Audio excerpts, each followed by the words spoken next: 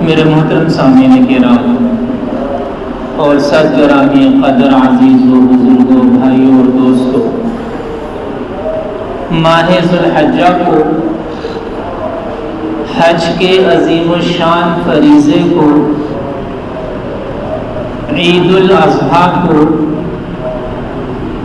اور قربانی جیسے عظیم الشان عمل کو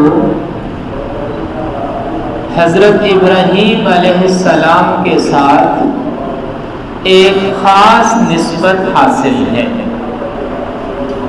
اسلام کے اندر یہ سارے اعمال اس لیے ہیں کہ اللہ نے ان کی اہمیت کو قرآن مجید میں نازل فرمایا اور حضرت محمد صلی اللہ علیہ وسلم نے انہیں دین و شریعت قرار دیا۔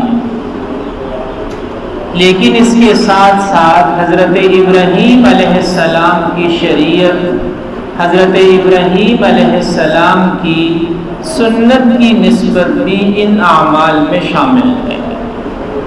تو آج کی اس نشست میں ہم حضرت ابراہیم علیہ السلام کے بارے میں بات کریں گے کہ قرآن و سنت میں حضرت ابراہیم کا کیا تعارف کروایا گیا ہے اور اسلام میں حضرت ابراہیم علیہ السلام کے بارے میں کیا عقیدہ ہے اور حضرت ابراہیم علیہ السلام کی مبارک زندگی سے ہم کیا کچھ سیکھ سکتے ہیں۔ سب سے پہلی بات یہ ہے کہ اللہ تعالیٰ نے حضرت ابراہیم علیہ السلام کو بڑی خصوصیات سے نوازا۔ قرآن مجید میں جن انبیاء کرام علیہ السلام کا ذکر آیا ہے ان میں ایک نمایاں ترین نام حضرت ابراہیم علیہ السلام کا نام ہے۔ ابھی میں نے آپ حضرات کے سامنے سورۃ النساء کی آیت نمبر 125 تلاوت کی، جس میں اللہ نے فرمایا کہ وَاتَّخَذَ اللَّهُ إِبْرَاهِيمَ خَلِيلًا، کہ اللہ نے ابراہیم کو اپنا خلیل بنایا۔ خلیل اللہ لقب ہے حضرت ابراہیم علیہ السلام کا۔ خلیل کا مطلب ہوتا ہے خاص دوست، خاص دوست۔ حبیب کا مطلب بھی دوست ہے، صدیق کا مطلب بھی دوست ہے، لیکن عربی زبان میں خلیل کا مطلب خاص دوست کو کہا جاتا ہے۔ تو حضرت ابراہیم علیہ السلام کی پہلی خصوصیت یہ ہے کہ اللہ نے قرآن میں حضرت ابراہیم کو اپنا خلیل قرار دیا۔ حضرت ابراہیم علیہ السلام کی دوسری خصوصیت سورۃ النحل کی آیت نمبر 120 میں نے ابھی آپ حضرات کے سامنے تلاوت کی، جس میں اللہ جل جلالہ فرماتے ہیں ان ابراہیم کان امۃ قانتا للہ حنیفا، کہ بے شک ابراہیم پوری ایک جماعت تھے، جماعت، ایک فرد ایک جماعت کے برابر، ایک فرد پوری ایک امت کے برابر اللہ نے قرآن مجید سورۃ النحل آیت نمبر 120 میں قرار دیا۔ اور مفسرین نے یہ لکھا ہے کہ اللہ کا حضرت ابراہیم علیہ السلام کو ایک جماعت کے برابر قرار دینا، یہ حضرت ابراہیم علیہ السلام کی بہت بڑی فضیلت ہے کہ ایک شخص اپنے عمل کے اعتبار سے، ایک فرد اپنے کردار کے اعتبار سے، ایک انسان اپنی صفات کے اعتبار سے، اپنے اعمال کے اعتبار سے پوری امت کے برابر قرار دیا گیا، پوری امت کے برابر۔ اور یہ اللہ خود یہ بات قرآن میں بیان فرما رہا ہے کہ ان ابراہیم کان امتن، کہ ابراہیم پوری ایک جماعت تھا، جماعت پوری ایک امت تھا، قانتا للہ، جو اللہ کے لیے جھکنے والا تھا، اور حنیفہ، یکسو۔ حنیف کا مطلب ہوتا ہے جو ہر طرف سے رخ کو پھیر کے ایک طرف کو رخ کر لے، یکسو، حنیفہ۔ کہ ابراہیم نے تمام غیر اللہ سے، تمام مخلوقات سے رخ کو پھیر کے ایک اللہ کی طرف اپنا رخ کر لیا تھا۔ یہ حضرت ابراہیم علیہ السلام کی بہت بڑی فضیلت ہے کہ اللہ نے قرآن میں انہیں ایک پوری امت قرار دیا۔ اور حضرت ابراہیم علیہ السلام کی تیسری خصوصیت یہ ہے کہ دنیا میں مختلف قومیں ہیں، مختلف مذاہب ہیں، مختلف مذاہب کے ماننے والے ہیں، مسلمان ہیں، یہودی ہیں، عیسائی ہیں اور قومیں بھی ہیں۔ رسول اللہ صلی اللہ علیہ وسلم کے زمانے میں جب قرآن نازل ہو رہا تھا تو اس وقت بھی 4-5 قسم کے گروہ تھے جن کا قرآن و سنت میں ذکر آیا۔ ایک تو مسلمان تھے، دوسرے حضور کے زمانے میں یہودی تھے جو مدینہ منورہ میں آباد تھے، تیسرے عیسائی تھے جو روم میں بھی تھے اور عرب کے بھی مختلف خطوں میں رہتے تھے، چوتھے مشرکین مکہ تھے، مکہ میں رہنے والے عرب، مشرکین مکہ جنہیں کہتے ہیں۔ ایک اور فرقہ بھی تھا، وہ فرقہ تھا جو نہ تو مشرکین میں شامل ہوا تھا اور نہ فی الحال انہوں نے اسلام قبول کیا تھا، وہ اپنے آپ کو حنفاء کہتے تھے۔ حنفاء حضور صلی اللہ علیہ وسلم کے اعلان نبوت سے پہلے بھی یہ لوگ موجود تھے، حضور کے اعلان کے بعد بھی تھے، اور آہستہ آہستہ ان حنفاء نے اسلام قبول کر لیا۔ یہ بتوں کی پوجا نہیں کرتے تھے۔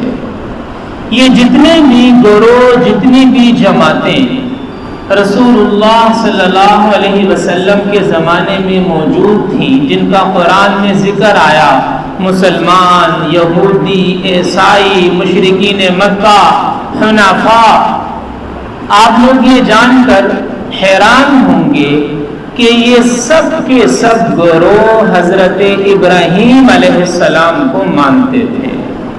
یہ سب حضرت ابراہیم علیہ السلام سے اپنی نسبت جوڑتے ہیں، یعنی اللہ تعالیٰ نے حضرت ابراہیم علیہ السلام کو ایسی قبولیت عطا فرمائی، ایسی شان محبوبیت عطا فرمائی کہ دنیا کے تمام مذاہب والے حضرت ابراہیم علیہ السلام کی تعظیم کرتے ہیں، ان سے اظہار عقیدت کرتے ہیں، ان کو اللہ کا پیغمبر مانتے ہیں۔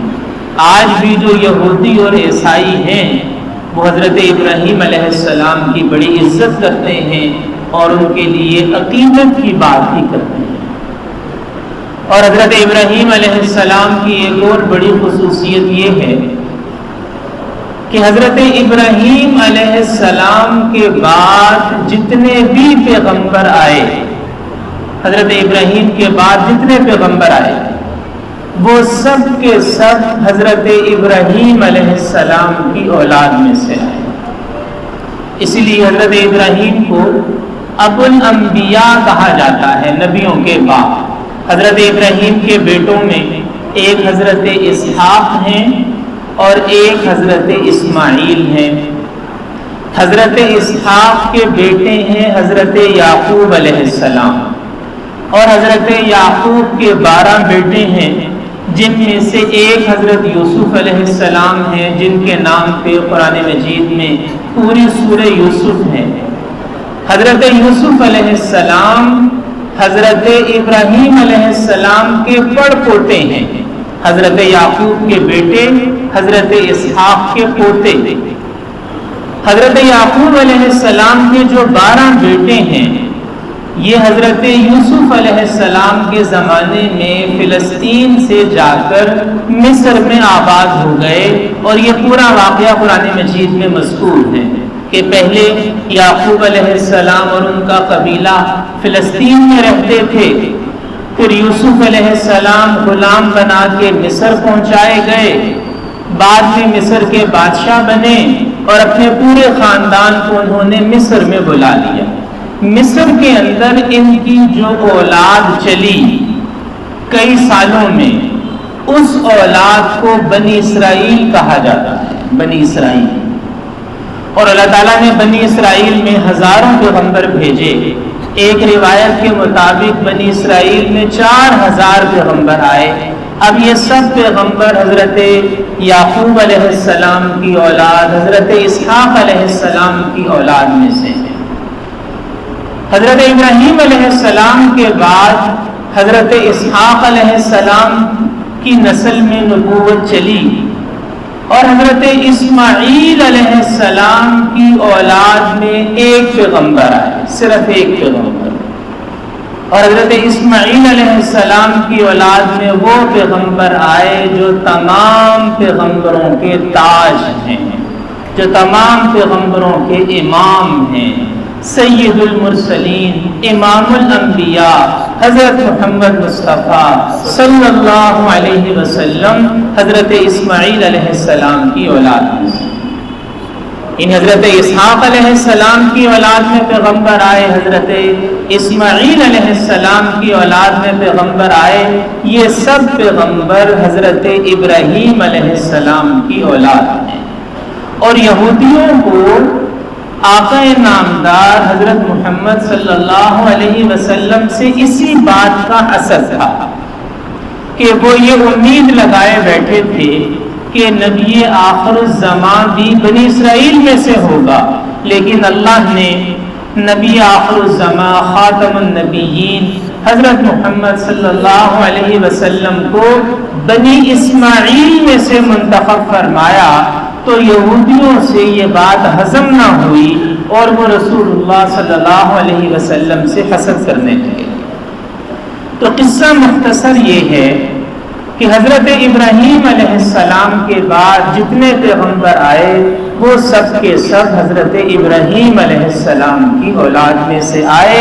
یہ حضرت ابراہیم کی ایک بہت بڑی فضیلت ہے، اسی وجہ سے آپ کو ابو الانبیاء کہا جاتا ہے. حضرت ابراہیم علیہ السلام کا تذکرہ قرآن مجید میں مختلف حوالوں سے آیا. ایک سورت قرآن مجید کی اس کا نام ہی سورہ ابراہیم ہے، اور سورہ ابراہیم کے اندر حضرت ابراہیم علیہ السلام کی دعا آئی ہے، اور اسی دعا کی نسبت سے اس سورت کا نام سورہ ابراہیم ہے. اور آپ یہ جانتے ہیں کہ قرآن مجید میں مختلف انبیاء کرام علیہ السلام کی دعائیں آئی ہیں.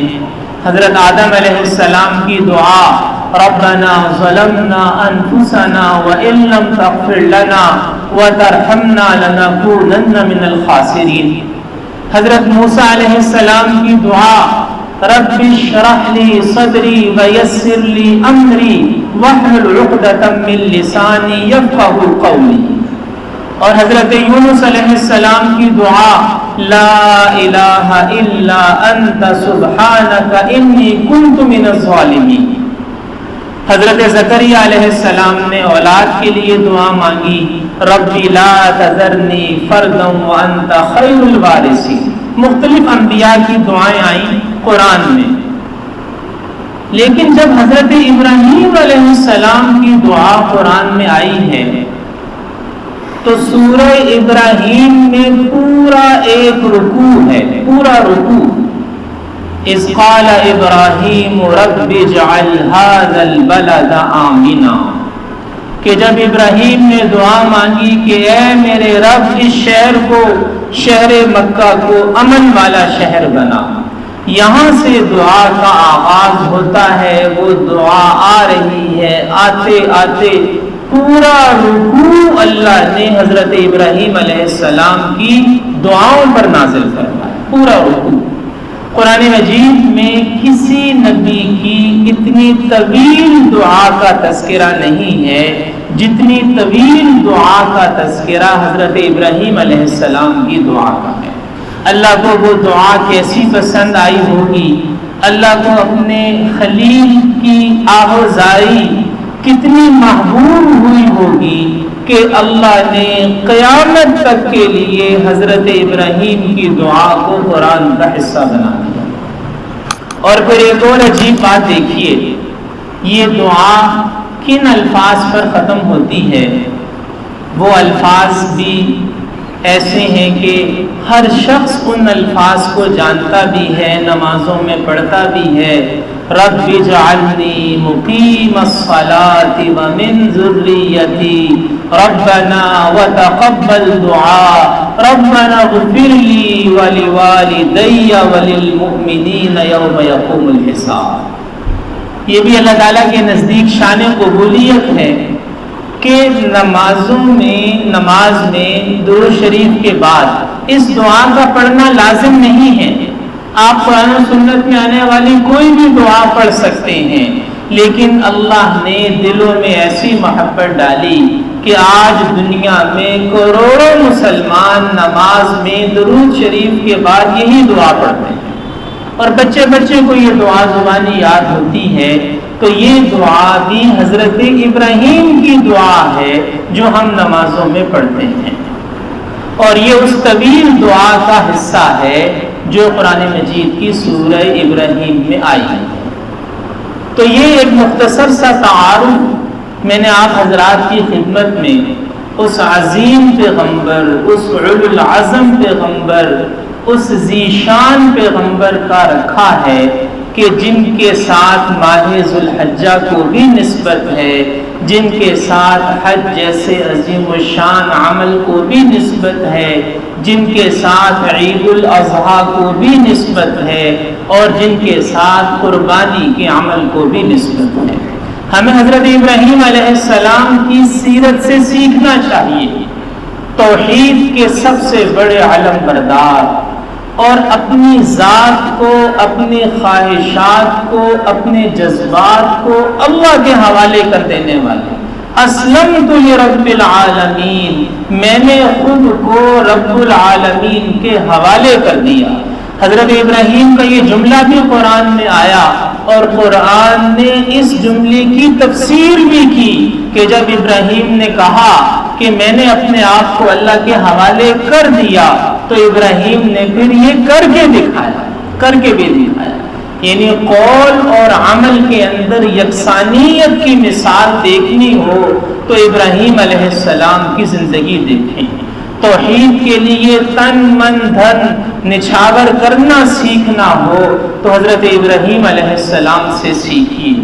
ہر امتحان اور ہر آزمائش میں ماتھے پہ شکن لائے بغیر اللہ کی راہ میں قربانی کا جذبہ سیکھنا ہو تو حضرت ابراہیم علیہ السلام کی زندگی ہمارے لیے مشعل راہ بھی ہے اور اسوہ حسنہ بھی ہے۔ یہ تو آج کا موضوع تھا، لیکن آخر میں چند 2-3 سوالات کے جوابات جو خاص طور پر قربانی سے متعلق ہم تک پہنچے ہیں، اور آج کل اس حوالے سے کچھ کوتاہی ہے، تو ان سوالوں کی وضاحت ضروری ہے۔ ایک بات پہلے بھی بار بار عرض کی جاتی ہے کہ جب اجتماعی قربانی کریں، خاص طور پر یہ جو آج کل مختلف کاروباری ادارے جو قربانی کا حصے کی رقم آپ سے وصول کرتے ہیں اور آپ کو قربانی کا گوشت دے دیتے ہیں عید کے دن، تو اس چیز کی تسلی کی جائے کہ یہ سارا معاملہ شرعی اصولوں کے مطابق ہو، کیونکہ بہت تواتر کے ساتھ ایسی خبریں موصول ہو رہی ہیں کہ یہ جو کاروباری ادارے ہیں یہ قربانی بھی کاروبار سمجھ کے ہی کرتے ہیں۔ مثلا عید سے ایک دن پہلے جانور ذبح کر دیے، سارے حصے بنا دیے، اور عید کے دن صبح سویرے ہی لوگوں کو فون کر کے بلانا شروع کر دیا اور لوگ اپنا حصہ وصول کر رہے ہیں۔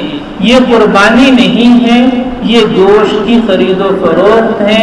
عید کی نماز سے پہلے اگر کوئی جانور ذبح ہو تو اس کی قربانی نہیں ہوتی۔ ایک اس بات کو یاد رکھنا چاہیے۔ دوسری بات یہ ہے کہ جو گائے، بھینس، بیل اور اونٹ، ان سب کے اندر 7 حصے ہوتے ہیں، 7 حصے زیادہ سے زیادہ۔ بعض روایات کے مطابق اونٹ کے اندر 10 حصوں کا تذکرہ بھی آیا ہے، لیکن فقہائے احناف کے نزدیک زیادہ معتبر روایات وہ ہیں جن میں اونٹ کے 7 حصوں کا ذکر ہے۔ تو اونٹ، اونٹنی، گائے، بیل، بھینس وغیرہ ان میں زیادہ سے زیادہ 7 حصے ہیں۔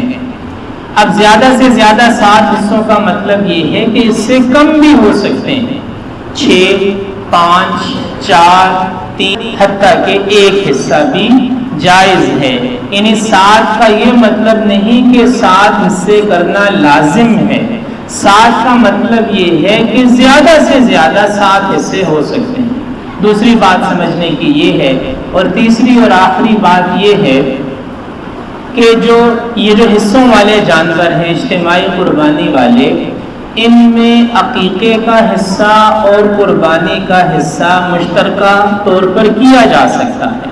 یعنی ایک گائے میں 7 حصے ہیں، کچھ حصے عقیقے کے ہوں، مثلا 3 یا 4 حصے عقیقے کے ہو گئے، باقی حصے قربانی کے ہو گئے، جائز ہے۔ نفلی اور واجب قربانی جمع کی جا سکتی ہے، کچھ حصے واجب قربانی کے، کچھ حصے نفلی قربانی کے، یہ بھی جائز ہے۔ یہ والا سوال اکثر پوچھا جاتا ہے کہ قربانی والے جانور میں عقیقے والا حصہ ہو سکتا ہے یا نہیں، تو اس کا جواب یہ ہے کہ بالکل ہو سکتا ہے۔ ایک ہی جانور میں قربانی والے اور عقیقے والے حصے بھی جمع ہو سکتے ہیں، واجب قربانی اور نفلی قربانی والے حصے بھی جمع ہو سکتے ہیں۔ اللہ تعالی ہمیں دین کو سمجھ کر اس پر عمل کی توفیق عطا فرمائے۔ وآخر دعوانا ان الحمد للہ رب العالمین۔